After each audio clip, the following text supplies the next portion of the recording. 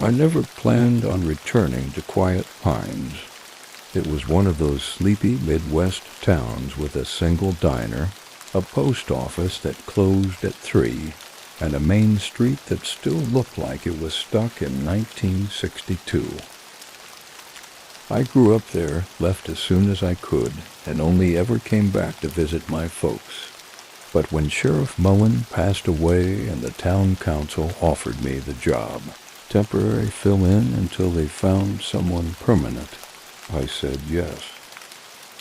Honestly, I needed the change. The city had burned me out. Long shifts, broken cases, a divorce that had left me hollow. Quiet Pines felt like a break from all that. A quiet, boring little town where nothing ever happened. God, how wrong I was. It started on a Tuesday. I remember because I had just finished my morning patrol and was pouring the last cup of coffee from the stained pot in the break room. That's when dispatch radioed in. Unit 1, we've got a report from a hiker says he found a cave out near Granger Hollow. Claims it wasn't there yesterday. Now, that was odd.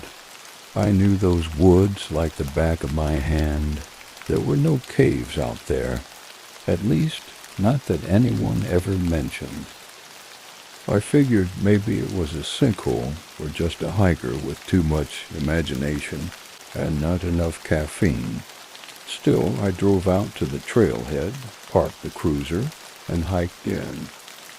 The woods were still as ever, pines rising like columns around me, the smell of sap thick in the warm September air. But after about 20 minutes, I saw it. An opening in the ground, perfectly round, about 5 feet wide, and blacker than anything I'd ever seen. It wasn't just dark, it was absent, like the light didn't want to go anywhere near it. I crouched beside it, shining my flashlight down, but the beam didn't touch bottom. I called out, "Hello," and my voice just vanished. No echo, nothing.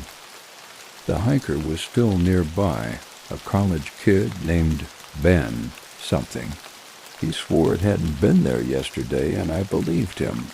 He was pale, shaking, said he'd heard something from inside the hole, something moving, breathing. I called for backup. Small town as it was, my backup was Deputy Will Harper, a guy I'd gone to high school with. He showed up chewing sunflower seeds and cracking jokes, but even he shut up when he saw the thing.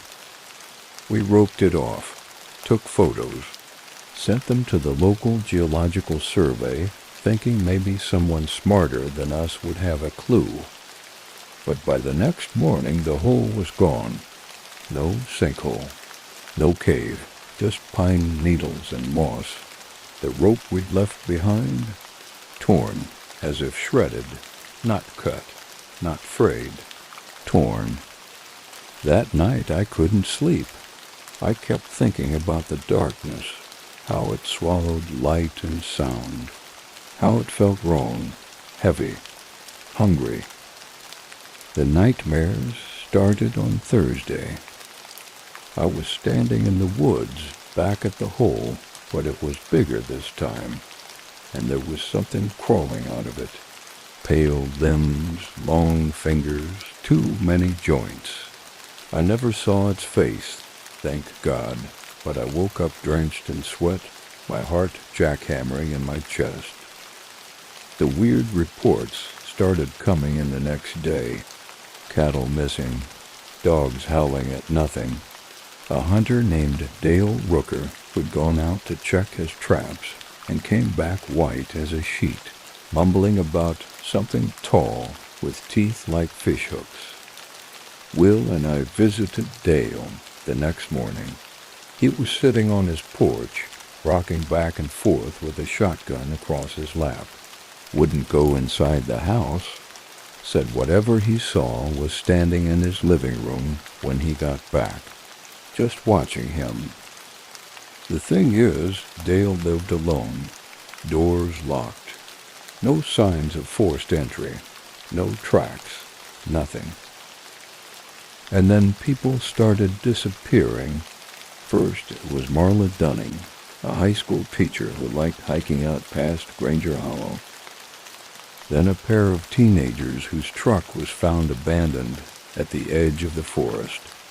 No signs of struggle, no blood, just gone. I started putting it together. All of them had been near the hollow in the days before. All of them had walked that same stretch of woods, and every night the dreams got worse. I started putting it together. All of them had been near the hollow in the days before. All of them had walked that same stretch of woods, and every night the dreams got worse. Still, I packed a flashlight, extra batteries, a flare gun, and my old 357, and I went out alone. I found the cave again. It was back. This time it was wider, easily 8 feet across, and worse, something had come out of it. I saw the drag marks in the dirt, like something heavy had pulled itself out on its belly. The trees nearby were scarred, bark stripped in long, jagged streaks. The smell, Jesus, the smell was wrong. Rot and mildew and something wet and animal and ancient.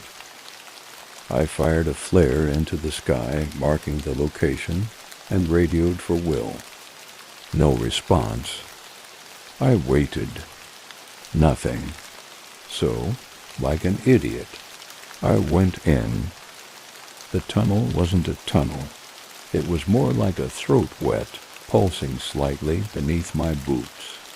The air was hot and smelled like old blood. I don't know how long I walked. Time felt broken down there.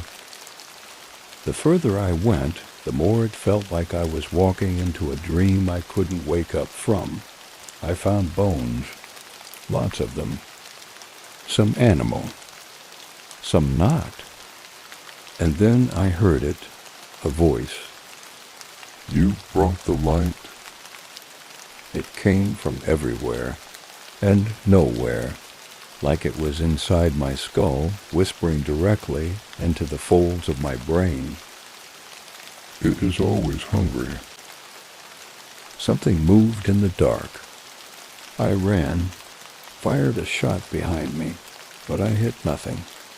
Just sound. Heat. Breathing. I don't remember how I got out. Next thing I knew, it was morning, and I was lying in the woods, 20 yards from the now-gone cave. My hands were filthy. My gun was missing, and carved into the dirt in front of me were words I didn't want to read. We let it out. That was 6 months ago. The disappearances stopped, but the forest never felt the same. The air's too still. The animals don't go near Granger Hollow anymore. I stayed on a while, long enough to train the next sheriff.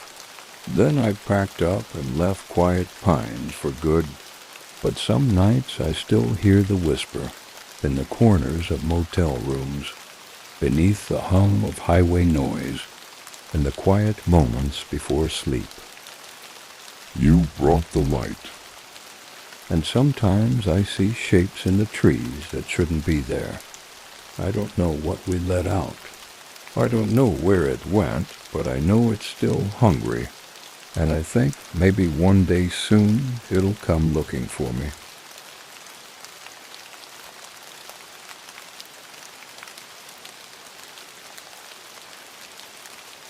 My name is Cody Blackwell, and if you're hearing this, it means I finally decided to tell the truth about what happened in Whisper Ridge. I've kept my mouth shut for years, not because I was afraid no one would believe me, because deep down I was afraid someone would, that if I gave it shape with words, it might come back. It started in 1992, the summer before my senior year of high school, back when you could still ride your bike out past the railroad tracks, buy cigarettes without getting carded, and get lost in the mountains for days without anyone calling the cops. Back then, Whisper Ridge was just a name on a hiking trail. The old-timers said it was cursed, but every town's got one of those places. A patch of woods that gets passed down in whispers and dares. I didn't believe in any of that. Not until the trip. There were 4 of us. Me, Ryan, Jesse, and Blake. We'd been friends since middle school, and that summer felt like the last gasp of our childhoods. One final adventure before life got serious. College, jobs, marriages, all that crap. We packed light, tents, flashlights, snacks, a cooler of cheap beer. Our plan was to hike into Whisper Ridge, set up camp near the fire lookout tower, and spend a couple nights getting drunk under the stars. We never made it to the tower. The first day was fine. Hazy heat, buzzing insects, distant thunder that never quite reached us. The trail was overgrown but passable. We cracked jokes, drank warm beer, and listened to music on Blake's old Walkman speakers. But even then, things felt off. Birdsong would stop all at once, like someone hit mute on the forest. Trees leaned the wrong way. We found claw marks on a boulder, 6 feet high, too wide to be a cougar. We joked about Bigfoot. We shouldn't have. That night, we pitched camp in a low hollow beside a creek. We built a fire and took turns telling ghost stories. Jesse had the best one about the miners who vanished during the silver rush. Said they dug too deep and found something they shouldn't have. Something that whispers when you sleep. I laughed louder than anyone. That's probably why it came to me first. I woke around 3 a.m., needing to take a leak. I stepped away from the tent, barefoot in the dew-wet grass, and that's when I saw it. A light. Not a flashlight or a lantern. This was different. Pale blue. Flickering. Floating between the trees like a will-o'-the-wisp. I should have gone back to bed. Instead, I followed it. The forest was dead silent. I couldn't even hear the creek anymore. Just my own footsteps and the soft sheen of the light weaving between trunks. Then it stopped. Hovering in front of an old stone structure half buried in vines, barely taller than my waist. Looked like a well, but it didn't go down. It went sideways, a tunnel, bricks leading back into the hillside, swallowed by dark. The light winked out, and I heard breathing, not mine, not human, something slow, wet, labored. I ran. Back at camp, I shook the others awake, breathless and ranting. Ryan was pissed. Blake called me a liar. Jessie just looked at me with this weird expression, like she knew something. The next morning, Blake was gone. We searched for hours, screaming his name until our throats were raw. His backpack was still there. Boots, too. It was like he'd just stepped out of his sleeping bag and walked into nothing. Ryan wanted to go back. I did too, but Jessie, she just stood there, pale and shaking. He followed it, she whispered. The same light, I saw it too, I just didn't move. We packed up and tried to hike out, but the trail was gone. I don't mean overgrown, I mean gone. Like someone had peeled it up and folded it away. The compass spun in circles. My GPS, ancient and bulky, wouldn't power on. We wandered for hours, but every direction led back to that same clearing by the creek. By nightfall, the fire wouldn't stay lit. The darkness pressed in closer than it should have. I kept catching glimpses, figures just past the tree line. Tall, wrong, like someone stretched a human shadow and gave it too many joints. That night, Ryan started screaming. He clawed at his face, tearing his skin, mumbling nonsense. Jesse and I tried to hold him down, but he was too strong. Blood on his lips, eyes rolled back. He kept whispering something over and over. It's inside, and then he went quiet, just stopped breathing. I buried him the next morning, used a rock to dig a shallow grave. Jessie didn't help. She just sat there, staring at the trees, humming a song I didn't recognize. We were both starving. The food was gone. The beer had spoiled. I don't even remember the last time I drank water. My mouth tasted like ash. We didn't speak again until the third day. That's when Jessie said it. It wants a name. What? I asked.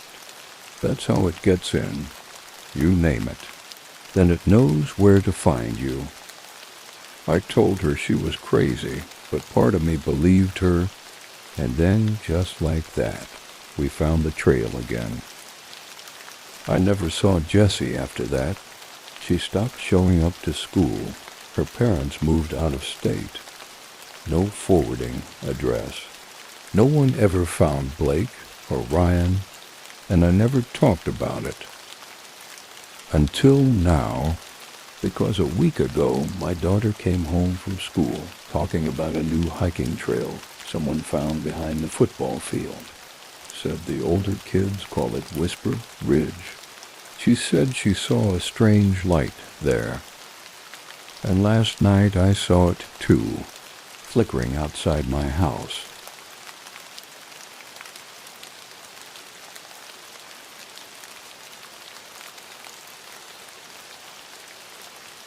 My name's Jim Heron. I served on the police force in a small backwoods town for over 20 years.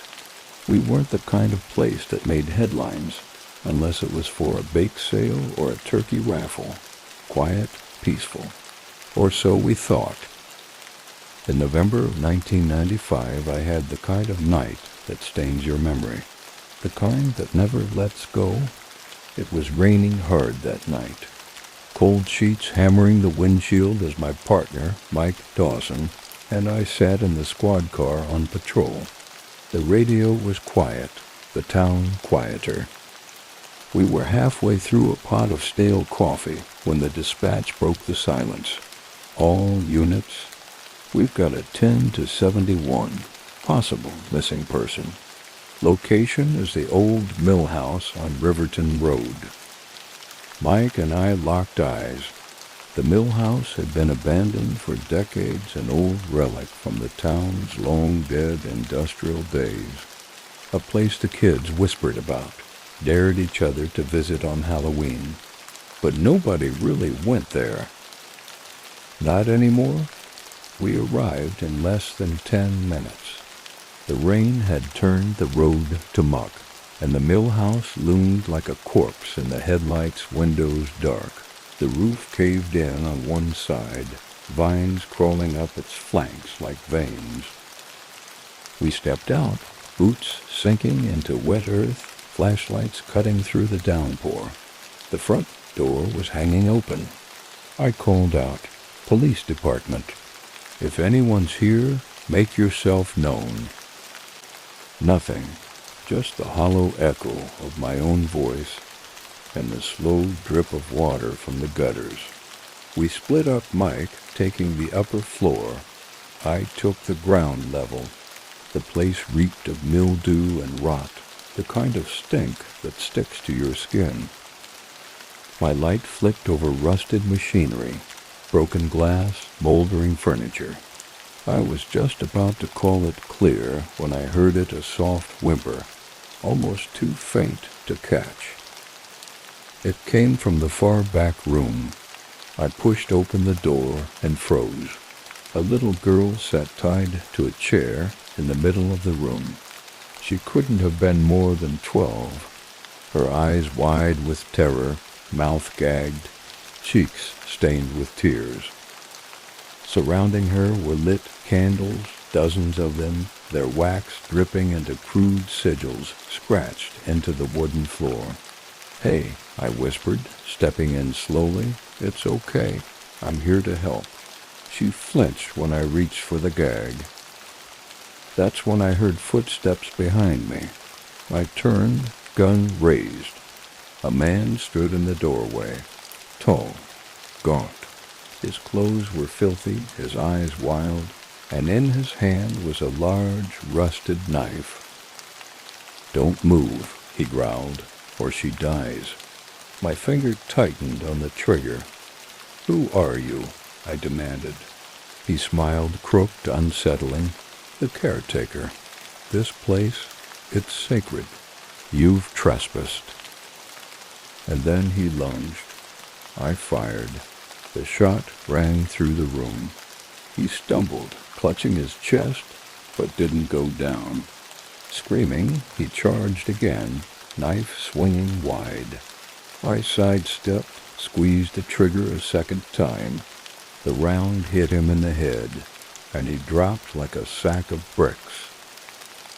I stood there for a moment, heart hammering, barely able to process it.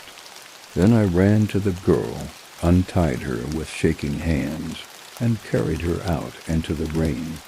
I radioed in, told them we had a homicide and needed backup, told them to send everyone. Within an hour, the mill house was crawling with uniforms and detectives. The girl Emily, we later learned, was taken to the hospital. She'd been missing for 3 days, but that wasn't the worst of it. Because when the forensic team opened the trapdoor hidden under the floorboards, that's when the nightmare truly began.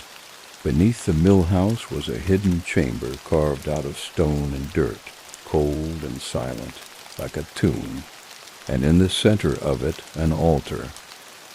It was covered in strange ancient symbols etched deep into the stone, symbols none of us could identify. On top of the altar was a book. Its cover looked like it had been stitched together from skin. I didn't want to touch it. God help me, I didn't even want to look at it, but something pulled me toward it. Some sick compulsion. I reached for the book, and the moment my fingers brushed it, I swear I felt it breathing. That's when I heard the voice, deep and raspy, right behind me. "You shouldn't have come here, officer." I spun around, flashlight shaking in my grip, ready to face another attacker. But there was no one there. The forensic guys chalked it up to nerves, said I was in shock, said I was hearing things. But I know what I heard. The man I shot, Harold Gibbons, turned out to be a transient, a drifter. But when they dug into his background, they found something strange. He'd been institutionalized in the 70s after a string of violent assaults, each one at an abandoned property tied to unsolved disappearances. They believed he was part of a cult, something ancient, something that had been feeding off this town for years, and now he was the last of them, the final guardian of whatever they'd built beneath that rotting mill house. We identified at least a dozen sets of remains in the chamber, bones stacked like firewood, missing persons from as far back as the 70s. They'd been sacrificed. Rituals, the forensic psychologist said. Something to do with summoning or binding. I don't know. I never opened the book again. I transferred a month later, moved 4 counties over. Bought a quiet house near the river. Tried to forget what I'd seen, but I couldn't, not really. Sometimes at night I still see his eyes, the caretaker, that insane grin, that voice. I kept the grimoire locked in a steel case under my floorboards. I tell myself it's safer that way, that if anyone ever came looking for it, I'd be ready. But the truth is, I don't know why I kept it. Maybe I'm still trying to understand. Maybe some part of me knows this isn't over, that there's more out there, more places like that mill house, more altars, more caretakers. Sometimes when the wind picks up and the trees start whispering outside my window, I swear I hear that voice again. You shouldn't have come here, officer. But I did, and I don't think it's done with me yet.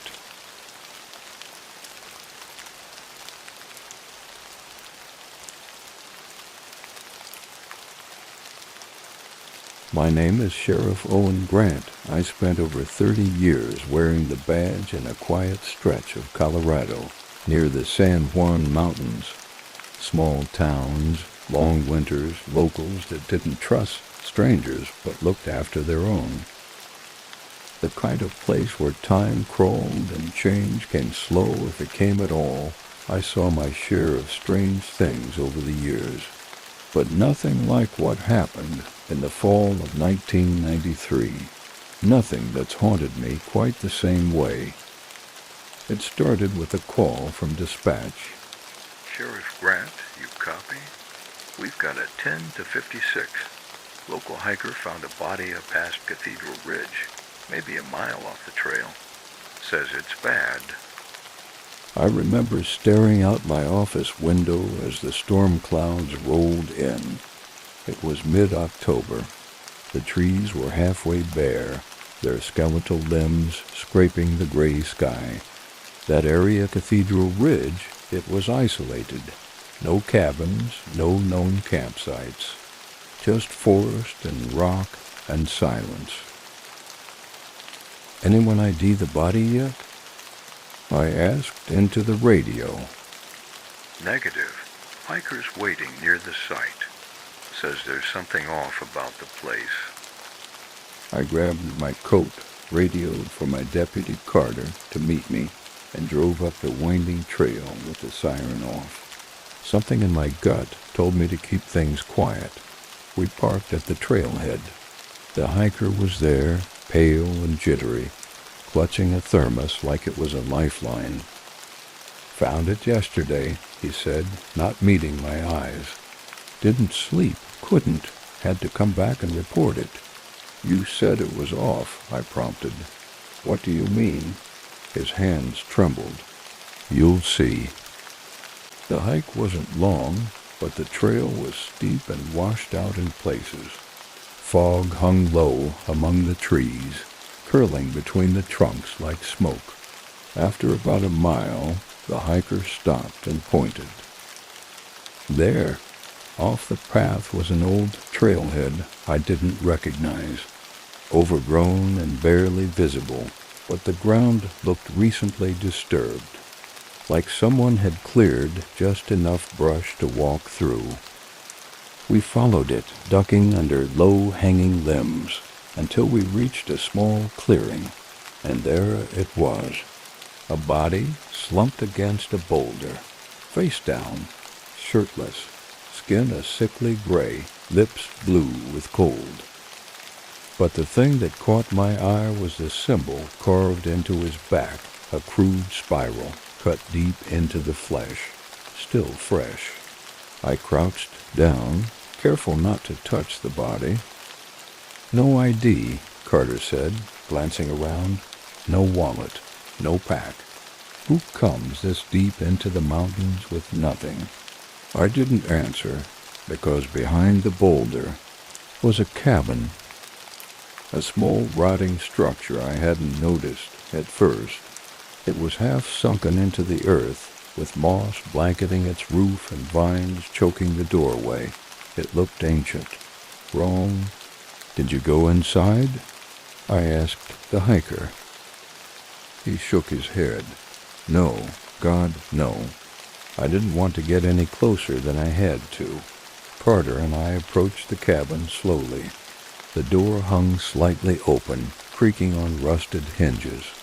I pulled out my flashlight and stepped inside. The floor groaned beneath me. It was dark, the kind of dark that felt alive like it pushed back against the beam of my light. Dust hung thick in the air. There was no furniture, no stove, just dirt, rotted boards, and one thing in the far corner. A trapdoor. My stomach sank. We radioed for backup, but it would take them over an hour to reach us, and something in me knew we shouldn't wait. The trapdoor was locked with an old iron latch, but it broke easily under Carter's crowbar. The smell that hit us when it opened was foul, wet, earthy, and sweet, like decayed meat left in the sun. A ladder led down into the dark. Carter looked at me. You want to go down there? I nodded, even though every instinct screamed to walk away. The descent was slow, the rungs slick with mildew. The tunnel led to a chamber carved into the stone itself, lit only by the beam of our flashlights. The walls were covered in symbols, spirals, crosses, and shapes I didn't recognize. Bone charms hung from the ceiling, swaying in the breeze we couldn't feel. In the center of the chamber was a stone slab, and on it another body, this one fresh, female, pale, eyes open in terror, mouth frozen mid-scream. Her hands were bound with twine. Her chest was sliced open, not deep, but ceremonial, like a ritual. Carter gagged. I stepped closer and saw what was etched into the slab around her. The same spirals, same lines and runes I'd seen carved into the man's back. They weren't just decoration. They were instructions. We heard the footsteps before we saw the man. He appeared at the top of the ladder, silhouetted in the dim light from the cabin above, tall, barefoot, shirtless, like the body outside. His chest was smeared with blood, and in one hand he held a hunting knife. You shouldn't be here, he said, voice low and reverent. She was meant to feed the mountain. You've interrupted the offering. He started to descend. I shouted at him to stop, to drop the knife. Carter raised his weapon. I said stop. The man lunged. We opened fire. The shots echoed like thunder in the stone chamber. He crumpled halfway down the ladder, collapsing in a heap at the base. I checked for a pulse. Nothing, but as I bent down, I felt something shift. The ground beneath us trembled, not like an earthquake, but like something moving, waking. The symbols on the walls, they began to glow faintly, just for a second. Then the light faded. We climbed out of that hole fast, adrenaline pumping. Backup arrived minutes later, crime scene secured, evidence collected. The bodies were taken to the coroner's office. Official report, cult activity, homicide, possibly drug-induced psychosis. But that's not the truth, because 3 days later, Carter went missing, no note, no calls. He just vanished. His squad car was found near the trailhead. Footprints led back to the clearing, to the cabin. The trapdoor was open again. We never found him. The site was sealed. The forest declared off limits, but the dreams started soon after. For me, for others in the department. Dreams of the spirals, of stone walls and whispering voices in the dark, Sometimes I hear Carter's voice, calling for help. Other times I hear the girl screaming. I still have the case file in my desk drawer. Sometimes when the wind howls just right through the trees outside my cabin, I swear I hear that voice again. She was meant to feed the mountain. I haven't gone back. I won't. I've warned others not to, though I don't know if it makes a difference. That mountain is old, and it's still hungry.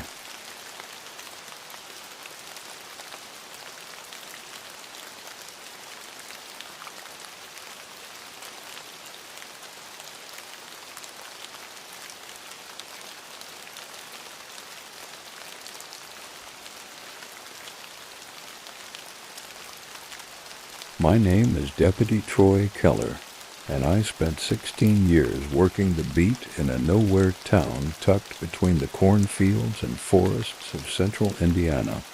Not a lot happened out there. Some minor meth busts, domestic disputes, bar fights that fizzled out as fast as they flared. For a long time, I believed I had the safest job a man could ask for. That belief didn't last. It was October 2001 when everything changed. I remember it clearly because it was the week before Halloween. The leaves were already off the trees, wind scratching through the branches like bone fingers. The fields were bare, the last corn harvested, leaving behind long shadows and plenty of space for bad thoughts to creep in. That Tuesday morning I was called out to the Lanes farm. Their youngest daughter, Maddie, 10 years old, hadn't come home from school the night before. Her mom thought she was at a friend's house. The friend thought she went home. One of those tragic mix-ups that usually gets resolved within a couple hours. But not this time. We scoured the area. Woods, fields, old drainage ditches. No sign of her. The last confirmed sighting was around 4:15 p.m. A neighbor saw her walking along County Road 17 near the old church. Now, that's where things got strange. The old church, as we called it, sat rotting at the edge of the woods.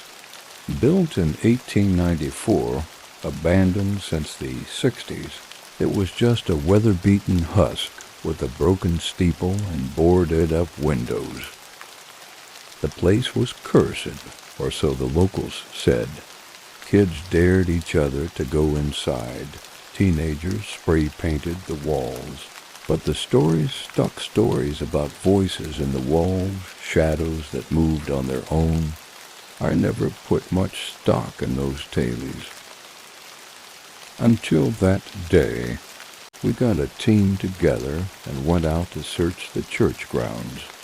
The front doors were nailed shut, but one of the back windows was broken, just big enough for a child or someone small to squeeze through. We entered. It was dark inside even at noon. Our flashlights cut through the gloom, revealing peeling wallpaper, shattered pews, and crumbling scripture plaques. The altar was still their bare wood, warped with age, and behind it, a door leading to what used to be the pastor's quarters. That's when we found the first sign. Scratched into the wooden floor near the altar were markings, symbols, circles, spirals. Burned into the wood, actually. And on the wall, written in something that looked an awful lot like dried blood. She belongs to the congregation now. I radioed for backup. One of the deputies, Morales, found a small shoe tucked beneath a fallen cross. It matched the ones Maddie's mom said she was wearing. We pressed deeper into the back of the church, into a hallway that should have been no more than 10 feet long, but it wasn't. It stretched far beyond that, much farther. The air grew colder, and I swear it smelled like rotting leaves and wet earth, like a grave. The lights began to flicker. Now, keep in mind we were using mag lights, heavy-duty LED. They don't flicker, but in that hallway they did. The beams grew weaker the further we walked. Eventually we came to another door, heavier than the rest, made of iron, rusted at the hinges. We pushed it open, and what we found inside, it wasn't possible. There was a staircase leading downward, stone steps, carved into the ground. No record of this in the building plans. No locals knew of it. It shouldn't have been there. We descended slowly. It was pitch black down there. The walls were damp, pulsing with mildew. The deeper we went, the harder it was to breathe. It felt like the air itself was pressing down on our lungs. Then we heard her, Maddie. She was crying. We ran. The corridor twisted, unnatural. Our radios stopped working. The light became distorted, like something was bending it around the corners. We kept moving until we entered a chamber, a circular room made of stone, with alcoves carved into the walls. And in the center, chained to a pillar, was Maddie. She was alive, barely, pale, shivering, eyes wide with terror. We rushed to her, broke the chains, carried her up those godforsaken stairs. We didn't stop to ask questions, didn't try to understand what the hell we had just seen, but as we left, I looked back, just once, and I saw them figures, lurking in the shadows, robed, still as statues, watching us, and their faces, if you could even call them, that were blank, just smooth, waxy skin, no mouths, no eyes, just one raised hand as if waving goodbye. We sealed the church after that. The county quietly condemned the building and bulldozed it the following spring, but I knew it didn't fix anything. You see, Maddie survived, but she never spoke again. Not a word, not to her parents, not to the therapists, nothing. She just draws, always the same thing, a church on a hill, a staircase underground, and robed figures standing in a circle, arms raised to something looming just above them. Something with too many arms. I transferred out a few years later, but I've never forgotten what I saw under that church. Never forgotten the feeling in that hallway, the pressure in the air. Like something vast and ancient was breathing just beyond the veil of our world. And sometimes when the wind shifts just right, I still hear her voice echoing in my dreams, crying for help, crying from beneath the church that shouldn't have been there.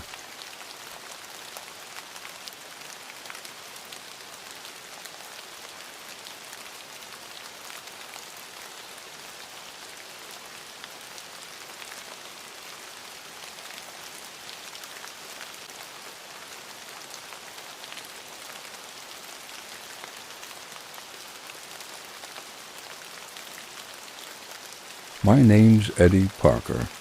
I've been a cop in this backwoods town for over 20 years, and for most of that time I believed in what I could see, touch, and write up in a report. But there are some nights, some cases, that don't care what you believe in. It all started when Larva Shepherd disappeared. Her husband, Tom, was the one who called it in. Big guy, tough. Used to chop his own firewood and joke about the city folks who moved here and didn't last one winter. But when I got to their place, Tom looked like he hadn't slept in days, pale, twitching, scared. She was just gone, he said, running a hand through his graying hair. We had dinner. She said she was going out for some air. Next thing I know, she's not in the house, not in the yard, not anywhere. I walked their property, modest home, surrounded by thick forest that looked like it hadn't been disturbed since the Civil War. The back window was cracked open. I didn't think much of it at the time, but later I'd wish I had. We brought out dogs, volunteers, every flashlight we had. For days, nothing. No footprints, no torn fabric on brambles, no scent trail. It was like the woods had swallowed her whole. And then she came back. About a week later, I got the call. Tom had found her outside their house, barefoot and shaking, staring off into the woods like she was still lost in them. Her skin was cold, her hair matted with dirt and leaves, and she wouldn't speak a word, wouldn't even blink unless someone touched her. The hospital said she was in shock. I tried talking to her myself, got nothing. But when I asked her about the night she went missing, she just whispered 2 words, the woman. That was all I needed to hear. That night, something pulled me back to the woods. I told myself it was duty, that I wanted answers. But the truth is, something inside me needed to go back, like the forest had reached out and planted a hook behind my heart. I stood at the edge of the tree line, flashlight in hand, just staring into that darkness. The trees moved like they were breathing. The air was heavy, colder than it should have been. I stepped in. I don't know how long I wandered before I heard it a whisper, soft, almost like the wind, but not. My name, said like it knew me. I followed it. I found the clearing by accident. I didn't even realize I'd walked in until the trees opened around me, revealing a circle of symbols carved into the dirt. In the center stood an old woman. Just like Laura had said, she looked ancient, wild hair tangled with moss. Her eyes caught the moonlight and gleamed like glass. She was chanting, low and rhythmic, hands raised to the stars. "Who are you?" I asked. "What did you do to Laura?" She turned, and the look on her face, it was like she'd been waiting for me. "You should not be here," she said. "This place is not for you." My hand moved to my holster. "Tell me what happened to the others." She smiled, thin, cold, cruel. "They belong to the woods now." "As you will." Then pain, white hot, stabbing through my skull. I dropped. When I woke up, I was lying on the floor of my office at the station. My papers were scattered, my head pounding. No memory of how I got back. It was like the woods had chewed me up and spat me out. I called the state police, told them everything. They didn't believe me, not really, but agreed to send a team.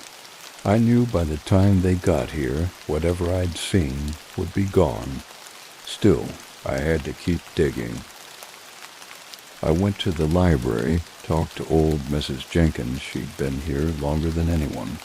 I asked about symbols, old legends. Her face went pale. "There are things in these woods, Eddie, things older than this town, older than this country." She handed me a leather-bound book, dusty and worn. "Don't go looking too hard," she said. "Some doors stay closed for a reason." I spent hours flipping through it. The symbols in the clearing matched ones from old rituals. Things meant to summon something, a presence, a spirit, or worse. Then my phone rang. It was Tom. "Eddie," he said, panicked. She's gone again. I was in the cruiser before he hung up. When I got there, he met me at the door, pale and shaking. She went out for some air again, he said. Same as last time. We formed another search party. Hit the woods hard. After an hour, we heard Eddie scream. We ran toward the sound, flashlights bouncing off tree trunks. We found her in the same clearing. Laura lying in the dirt, shaking, her eyes locked wide open. She was alive, barely. The hospital said she was in shock again, but this time she wouldn't close her eyes. She was afraid of what she'd see when she did. I stayed by her side, but I knew it wasn't over. That night, I went back to the woods alone. I needed to see her, the old woman. I needed to end this. But I never found the clearing again. I walked for hours. The forest was different, unfamiliar. Like it had shifted in the dark, rearranged itself to keep its secrets. Eventually I turned back. But sometimes when the wind dies and the trees are still, I hear the whisper again, my name drifting through the branches, calling me back. Laura never truly came back, not really. Her body did, her mind, her soul. Some part of her stayed out there. And I think one day mine will too. Some things don't want to be found, and some people were never meant to leave the woods.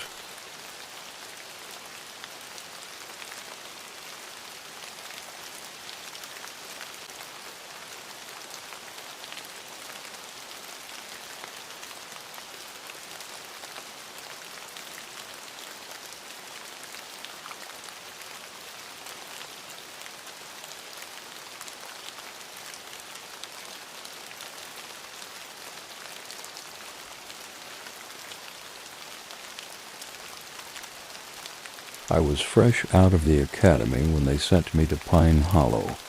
Tiny town tucked in the hills, population maybe 800 if you included the dogs. I was excited, first assignment, first badge, first cruiser. Thought I'd be writing speeding tickets and chasing stray cows. Then the Miller farm call came in. It was a late summer night, air thick with pine and heat. Cicadas buzzing so loud you could barely hear the radio. I was parked near the diner, nursing a cold cup of coffee, when dispatch crackled through. Officer Mitchell, we've got a report of a disturbance. Old Miller Farm, possible missing person. My first real call. I flipped on the lights and headed out, the cruiser bouncing along the dirt roads. The Miller place had been abandoned for years. The family packed up and left in the 60s after the son hung himself in the barn. Locals said the place was cursed. Kids dared each other to spend the night there. No one did it twice. I pulled up to find Mrs. Dawson, 75, wiry, sharp-eyed, waiting at the edge of her yard with a flashlight in one hand and a shotgun in the other. Saw a light in the barn, she said, voice tight. Then heard a scream, a woman, real sharp, real sudden. Sounded like it came from inside. I told her to go inside and lock the doors. She didn't argue. The barn sat in the dark like a dead thing. My flashlight barely pierced it. The doors were warped and leaning, but still shut. I pushed them open slowly, the hinges groaning. It was empty, almost. Tools hung rusted on the walls. Dust thick enough to write in. And in the far corner, something glinted. I walked over and picked it up. A locket. Opened it. Inside was a photo of a woman, probably mid-30s. Familiar somehow. I didn't know her name yet, but I'd find out soon enough. I moved to the farmhouse next. Door was already ajar. The interior was dark, full of stale air and silence. I cleared it room by room, gun drawn, flashlight sweeping across sheet-covered furniture. Then I hit the kitchen. Table set for one, fresh, no dust. Like someone had eaten dinner there just hours ago. I was about to radio it in when I heard movement upstairs, creaks, like footsteps.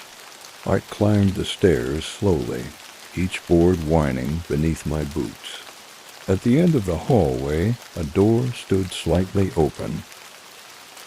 I pushed it, empty room. Just an old dresser and a single chair. Then I saw at the window, curtains fluttering in the breeze. Outside, moving fast between the trees, was a figure, human, running. I bolted back downstairs and into the woods. Branches slapped my face, thorns tore at my sleeves, but I kept going. The flashlight beam bounced wildly, catching glimpses of movement ahead. Then it stopped. The figure was just gone. I stood there, chest heaving, sweat stinging my eyes. The woods were dead silent. Not even the bugs were chirping anymore. That's when I saw the cabin. Hidden deep in the brush, old but used. Smoke curling from the chimney. I approached quietly, gun ready. The door creaked open under my hand. Inside was off. Lived in, clean, fresh food on the table. A fire burning in the hearth. And on every wall, photographs. All the same woman, dozens of pictures. Her smiling, cooking, reading. Some recent, some very recent. And the last few her eyes were terrified, pleading. I heard a floorboard creak behind me. Spun around, gun raised. A man stood in the doorway, gaunt, pale, wide, glassy eyes, and a smile that didn't reach his pupils. You shouldn't have come here, he said, calm as still water. Where is she? I asked. The woman in the photos? She's here, he whispered. She's always been here. He lunged. We crashed into a table, furniture splintering, the room exploding with motion. He was strong, unbelievably so. Wild. I managed to get a grip on my sidearm and drove the butt into his skull. He dropped like a sack of bricks. I cuffed him, then called it in. Backup was 20 minutes out. I searched the cabin and found a trapdoor under a rug. The smell hit me first. Rot, blood, earth. I climbed down. Found her in a small, dirt-walled cellar, shackled, bruised, eyes wide. It's okay, I said, lowering my voice. I'm getting you out. She didn't speak, just nodded, slow and dazed. We climbed out. The sirens were coming. She blinked at the sound like she hadn't heard one in years. I handed her off to the paramedics when they arrived. She still hadn't said a word, but the look she gave me part gratitude, part horror. I'll never forget it. The man was arrested. Name was Richard Halley. No job, no ID, no record of existence. Just a cabin and a woman he claimed to belong to him. As for the locket, belonged to a woman named Elise Carr, reported missing 6 months earlier in a town 30 miles over. No one had connected the dots until now. I stayed on the force, promoted eventually, took bigger cases, busier towns, but nothing ever felt like that night. Like the woods had peeled open to show me something raw. I drive past the Miller farm sometimes. Cabin's gone now. burned down under unknown circumstances. But when the wind's just right, I swear I hear the scream again. That same short, sharp scream that chilled Mrs. Dawson to the bone. Some places don't forget, and neither do I.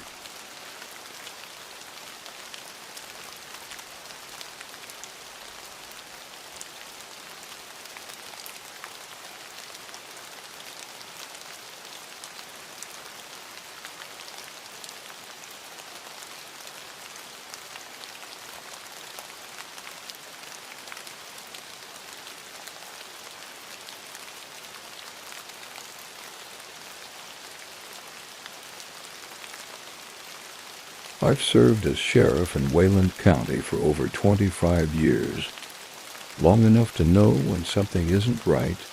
Wayland's a speck of a town tucked between two hills and bordered on the east by a stretch of railroad track that hasn't seen a freight car since '78.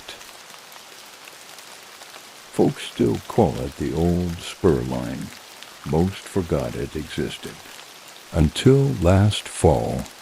We got our first report on October 3rd. A teenager named Caleb Morris claimed he'd seen a woman walking the tracks just past midnight. Said she was barefoot, wearing a long white dress, face hidden by her hair. Looked like she was humming. He thought it was a prank, until she turned and looked at him and vanished. The kid came tearing back into town pale as ash. Wouldn't stop shaking. His parents figured he was high. I figured it was just a story. But then it happened again, and again. By the end of October, I had 6 separate reports. All the same. Woman on the tracks. White dress. Midnight. Gone in an instant. Now, I'm not the superstitious type. I believe in evidence, in law, in logic, but when you've got multiple sober witnesses describing the exact same thing, you don't chalk it up to coincidence. So I decided to take a look myself, October 31st, Halloween night. Fitting, right? I parked the cruiser near the old spur, around 11:45. Cold night, clear sky. The moon was a razor in the clouds. I stood there by the rails, flashlight in one hand, service pistol in the other, and waited. At 12:06 a.m., I heard it. A soft humming.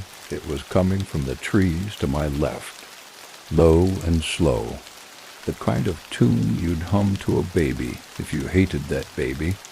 Then she stepped onto the tracks.